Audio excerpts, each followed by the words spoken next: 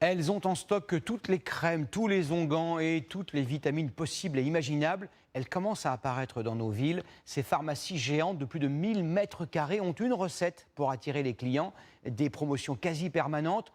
Comment font-elles pour casser les prix et que va-t-il advenir des petites officines de quartier? C'est le grand format de ce 20h. Il est signé Axel Cariou, Antoine Pocry et Sébastien Madoiseau. Sur la façade, les lettres s'affichent en très gros caractères. Dans un centre commercial, au cœur de Paris, bienvenue dans une pharmacie taille XXL. Là, nous sommes dans le rayon dentifrice avec plus d'une centaine de références. Sur une surface équivalente à 4 terrains de tennis, 5 km de rayonnage. Là, nous arrivons dans le rayon aromathérapie et tisane avec toute cette longueur-là réservée à cet univers. En tout, 350 marques, 40 000 produits, essentiellement de la parapharmacie. Et là, nous arrivons au rayon homme avec plus de 500 références pour nous les hommes. Un hypermarché de la santé et surtout du bien-être où tout est fait pour pousser à la consommation. J'ai acheté du gel douche, du shampoing, des boules de caisse, du charbon. C'est plus grand, il y a du choix, donc on est tenté d'acheter beaucoup de choses. Chez mon pharmacien, j'ai acheté de la Biafine à 18 € et ici je l'ai trouvé à 10 €. Quand on voit des prix comme ça, on ne peut pas s'empêcher d'acheter. Le prix, le nerf de la guerre. Ici, les promotions s'affichent partout. Une stratégie commerciale bien huilée pour le propriétaire des lieux, un puissant groupement qui possède 91 pharmacies parmi les plus grandes de France et qui cherche en permanence à obtenir les meilleurs tarifs. C'est un mélange de partenariat avec les laboratoires et de négociations avec les différents fabricants. Oui. Et vous achetez en très grande quantité? Pour vous imaginer, pour remplir une boutique comme ça, il faut acheter de très très grandes quantités. Oui.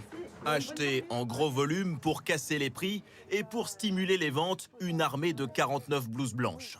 Madame, bonjour, je peux vous renseigner? Ici, malgré les apparences, 2 employés sur 3 ne sont pas des pharmaciens, mais des vendeurs. Toujours prêts à vous recommander des tisanes ou des lotions capillaires de marques bien précises avec lesquelles des accords commerciaux ont été signés. Là, je vais vous mettre une petite gelée hydratante. Ça pourrait vous pousser à l'acheter? Oui, je pense, si je suis satisfaite du produit.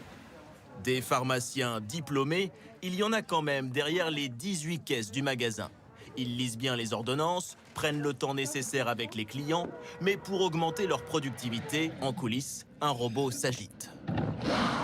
En moins de 5 secondes, il va chercher les boîtes de médicaments parmi 30 000 références. Résultat, à la caisse, aucune file d'attente.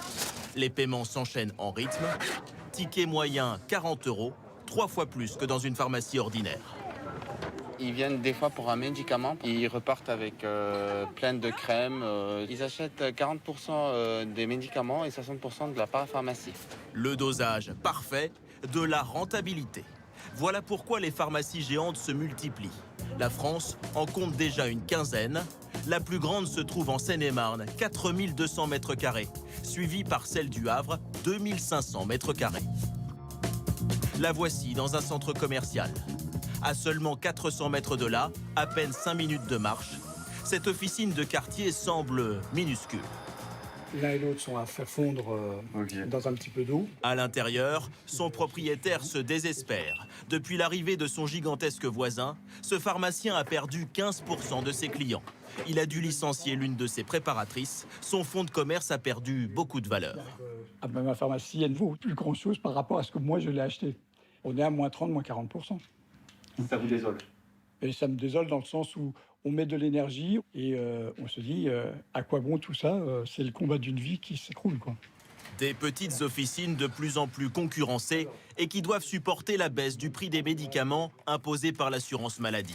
Conséquence, elles disparaissent les unes après les autres. En 1990, il y en avait 40 pour 100 000 habitants, seulement 32 aujourd'hui. Le PDG du groupe, qui crée un peu partout des pharmacies géantes, a un discours très clair.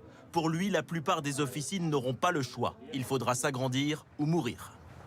Le modèle de la pharmacie classique avec la vente uniquement de médicaments sans diversification n'est plus viable. Vous savez, les chiffres qui sont donnés par l'ordre des pharmaciens, c'est à peu près la fermeture de 3 pharmacies chaque semaine en France. Donc aujourd'hui, celui qui ne se diversifie pas, qui n'apporte pas un modèle différent, ne vivra pas. Un marché en pleine mutation, avec en embuscade un certain Michel-Édouard Leclerc. Lui réclame depuis des années le droit de vendre des médicaments dans ses hypermarchés. Les pouvoirs publics ont toujours refusé, mais l'arrivée de pharmacies géantes qui ressemblent furieusement à ces magasins pourrait lui donner de nouveaux arguments.